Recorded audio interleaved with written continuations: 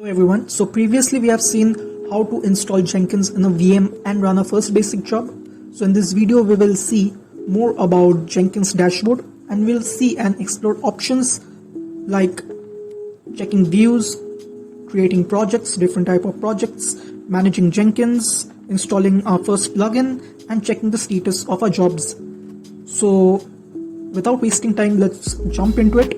So first we'll log into our Jenkins system. If you haven't seen our previous video, you can check it out, how to install Jenkins in a VM and run it. So once we go into our dashboard, we can see on the left side there are options and on the right side there are the list of jobs which were already present. So here we would, on the left side you can see the list of jobs or the projects and different kind of views. So this is a kind of view. So this is particular. So we'll click on this demo named build pipeline. So build pipeline is another kind of view which is available, and similarly there is another build pipeline view called pipeline. So how to create a view? You can click on the plus icon here. So here are the different types of views: build pipeline view, list view and my view. You can select any one of your choice and create your views. So next up is how to create a project or a job. So for that we have to click on new item. So here we have to enter our name and we can select what kind of project it is, whether it's a freestyle project, whether it's a pipeline project or anything else. Majorly it's freestyle project, and for other cases it can be pipeline which orchestrates long running activities. And there are multiple other options as well, folder, multi-branch pipeline and all. We'll deep dive into those separately in a different video, but as of now we are going to see the options. And below, last but not the least, we can copy an existing project and replicate it, giving a name. So again we'll go back to the dashboard. So here we can see the next option is people. So here, once we click on it, so it shows the list of users available here. Currently I have only one. We would add users and groups in a separate video and learn more about it later, but this is where you can see the groups. Next is build history, and here are the histories available for my latest builds. So all the status of the build, name of the builds, the number of run which has happened, you can see #2, #3. So this is the number of time it has been run, the third run, the second run, the last time it has been run, what is the status, and all details you'll get in here. Next is project relationships and check fingerprints. We will learn more about those in later videos. Currently we'll jump into manage Jenkins. We'll look into the main options available or which are widely being used in Jenkins. So in manage Jenkins you'll get a lot of options regarding managing plugins, configuring system, global tool configurations, and managing different build agents under manage nodes and clouds. So let's deep dive into the configure system. We'll see what are the options available there. So here you can see the home directory as mentioned, where the Jenkins projects and all gets created. Here are the number of executors. Number of executors basically means that how many jobs or projects you can run parallelly. It totally depends on your CPU power, how much powerful is your system. If it's powerful enough, you can run more number of jobs parallelly, but if you have a normal decent system, so it's expected that you keep a lower number so that these jobs can be run parallelly. So based on your system configuration, this number is decided. Then the next options would be labels, usage. Usage is basically whether you want to use this node to run the jobs or you want your slave nodes or another nodes based on label to use the jobs, to run the jobs basically. And these are the options available. So if you want to change those, you can come to configure system. Then we'll go to global tool configuration. This is basically setups for the Java development kit, Git and Maven setups. So if you want to include any setups, you can come here and install it. I have installed for Apache version 3.8.6 for Maven. for my use. So the next thing is we'll discuss about manage plugins. So by plugins means installing an additional feature which would be required for your new job or project, which would help in a certain way, or it can be of any other purpose as well. So in order to install plugin, you have to go into plugin manager. So there are certain categories available, which are the updates available for installed ones. What are the plugins you have already installed? You can click on it and check what are the installed plugins. What are the available plugins which are non-installed? You can check it from each and every category what are available. So there are multiple thousands of plugins available.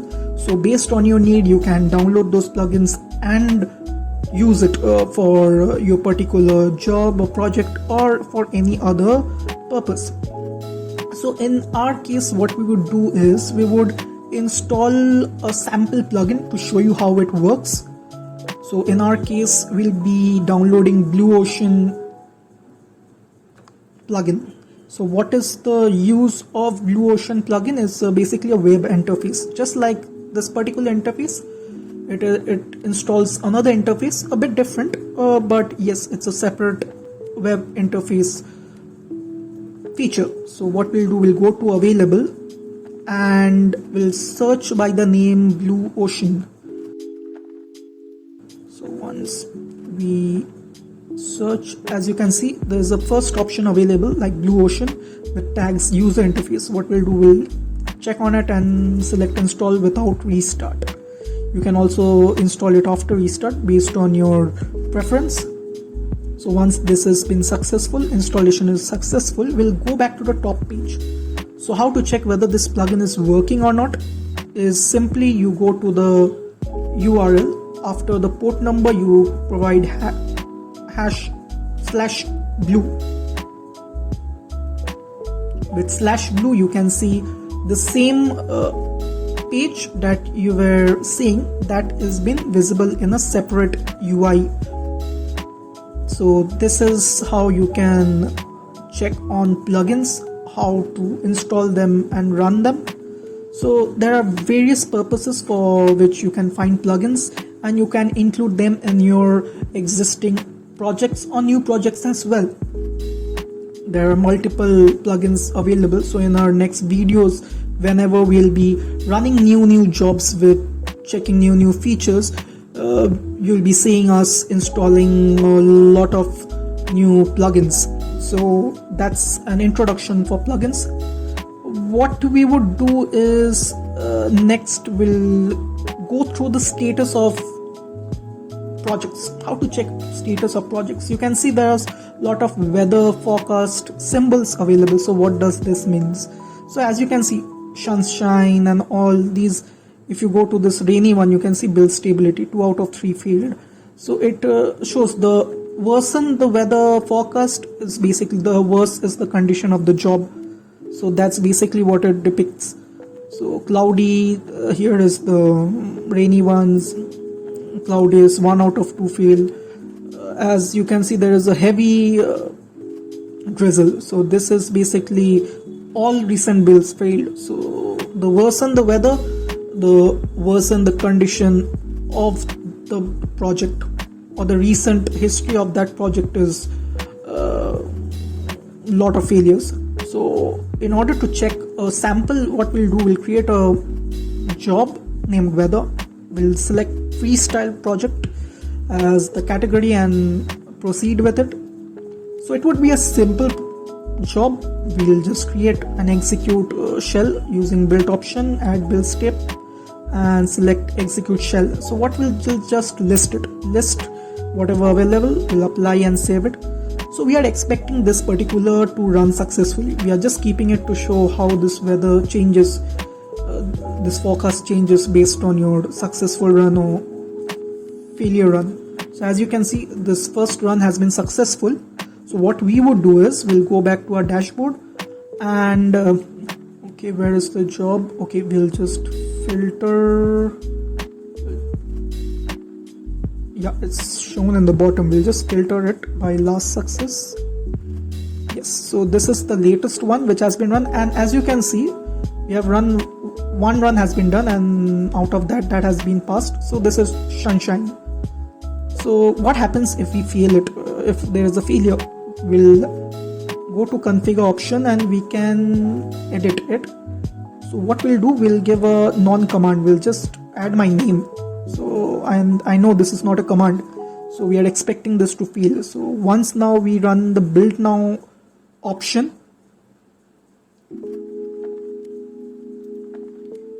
you can see you'll get a failure run. So we'll just go into the run to check the console output. Will show that it has failed. We'll go to the console output and you can see ls and Vidyut is not found. This command is not found. So we'll go back to dashboard, and now you can see it has turned from sunshine to cloudy. So it's basically cloudy means 1 out of 2 failed. So the same job I'll run again, so it would fail basically. So I'll just refresh it. I'll just go to another, I'll go into the project and come out. Yes, the third run is also failed. We'll come out, and now you see it has gone worse and it's drizzling. So now we'll run it once more, a couple of times. So the weather will keep on getting worsening.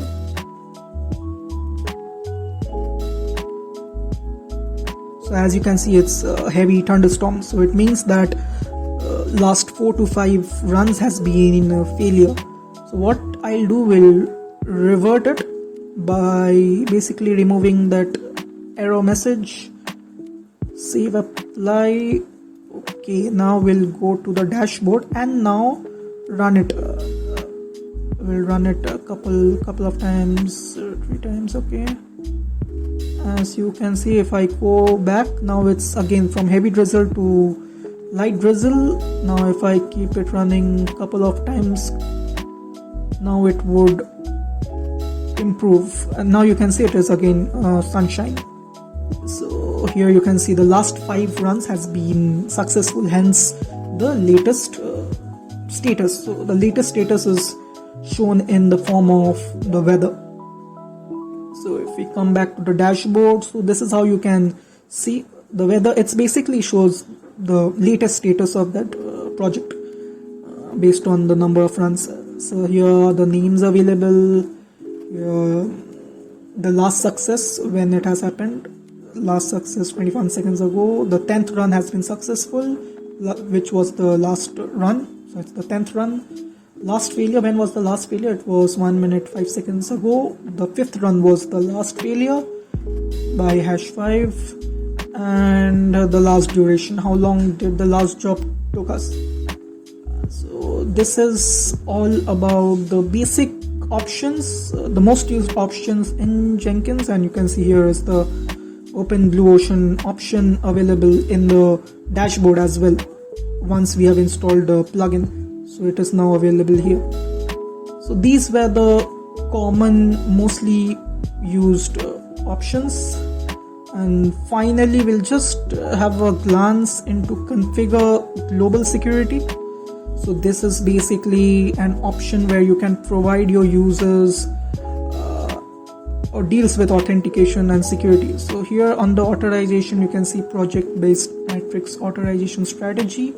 So based on your user or group, you can provide them minute accesses like credential related, agent related, job related, run related. So this is my user, mine is an admin user, so I am allowed to do all the tasks. But if you have a separate user or a group, you can give them minute tasks like creating job, or just deleting job, or just canceling job, or building job, or reading job.